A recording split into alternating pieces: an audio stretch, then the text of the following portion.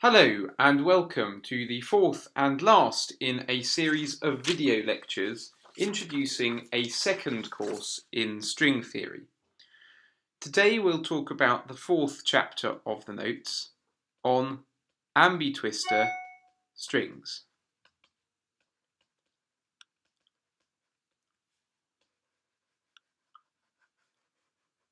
These are a particular version of ordinary strings whose target space, rather than being the usual spacetime, is so-called ambitwister space that we'll introduce in this short video. This section is split into three subsections. First, we introduce the action for ambitwister strings, the so-called Mason-Skinner action. This says that you can obtain the ambitwister string from the RNS string via going to a chiral and infinite tension limit.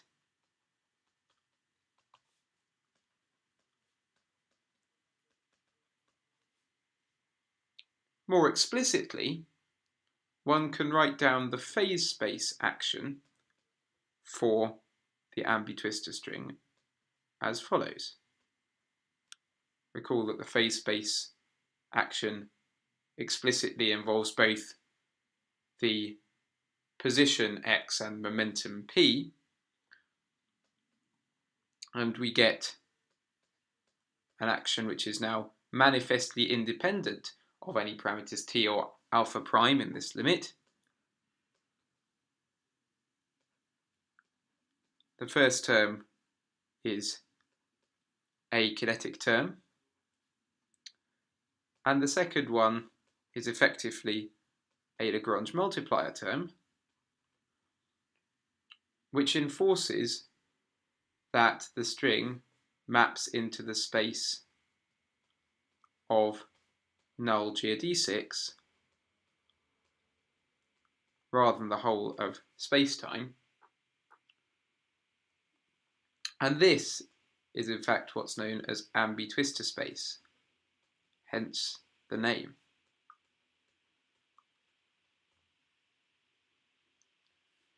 In this section, we finally look at some of the geometry of ambitwister space. In particular, we choose a particularly nice set of variables to describe this space called ambitwister variables.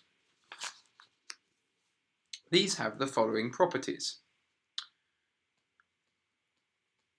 In spacetime, if we select a point x, this turns out to correspond to a line in ambitwister variables between 2 points z1 and z2, say. If I pick another point, y, which is null separated from x, in the sense that x minus y squared is 0, then this corresponds to another line intersecting the first one at a point, say z star. Hence we see that somehow ambitwister space trivializes the conformal or null structure of spacetime. And in a sense, this is perfect for describing the scattering of massless particles.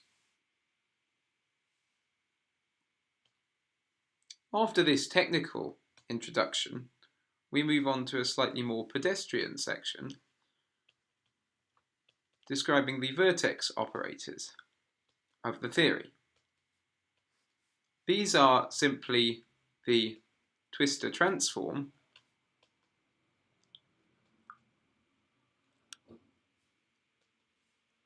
of the usual wave functions for massless particles you might expect.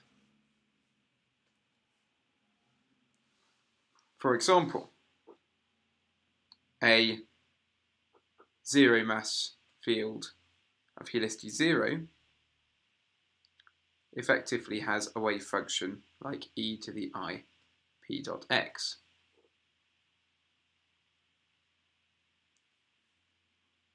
For a helicity 1 particle, we might expect two holomorphic spinors to appear.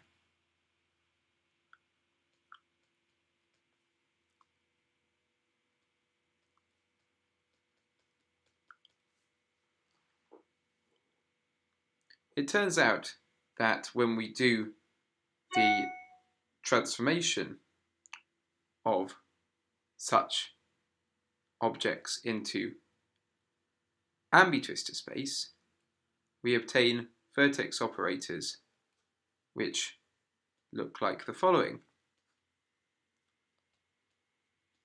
where H is the helicity.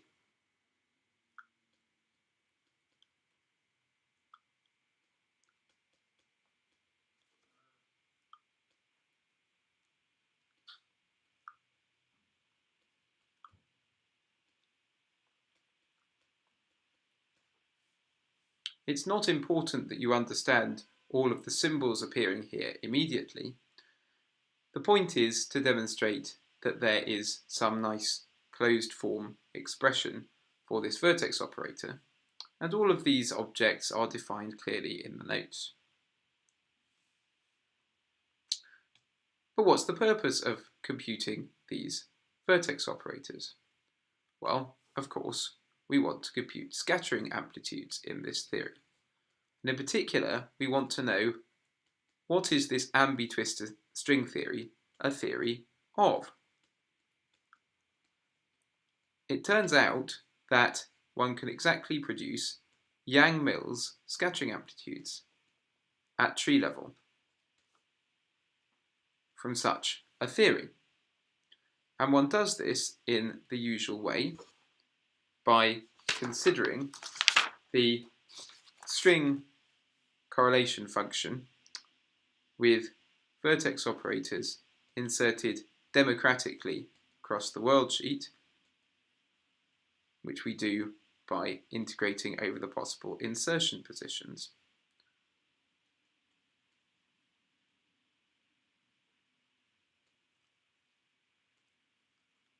Where these vertex operators are picked appropriately to match the helicities of the external gluons. Performing this calculation leads to the identification of a certain set of equations known as the scattering equations, over which one must sum, effectively reducing the solutions of which one must sum over, effectively reducing the problem of computing a scattering amplitude to the algebraic problem of determining the solutions to a set of equations. This is a very powerful and novel technique whose full implications are not yet completely understood.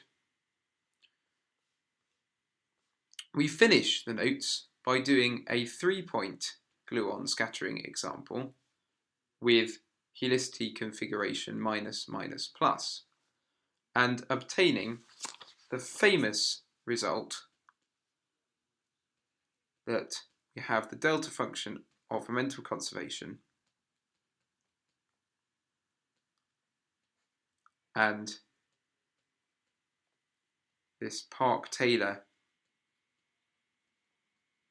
factor on the right-hand side, where results are written in terms of spinor helicity formalism, which is fully covered in the text.